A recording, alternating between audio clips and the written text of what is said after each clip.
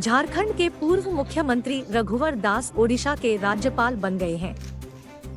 राष्ट्रपति भवन से जारी एक विज्ञप्ति में 18 अक्टूबर की रात को यह जानकारी दी गई।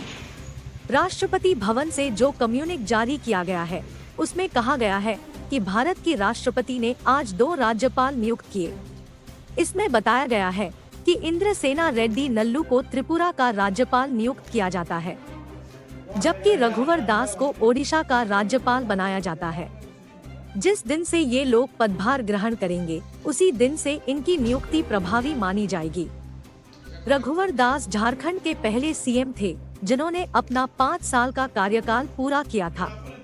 रघुवर दास ओडिशा के राज्यपाल दास गणेशी लाल की जगह लेंगे। अगले साल लोकसभा और ओडिशा विधानसभा चुनाव के मद्देनजर रघुवर दास की नियुक्ति को अहम माना जा रहा है।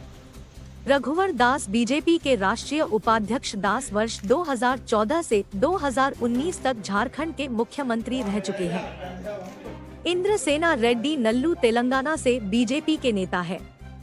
गोड्डा के सांसद और वरिष्ठ बीजेपी नेता निशिकांत दुबे ने रघुवर दास को राज्यपाल बनाए जाने पर बधाई दी है।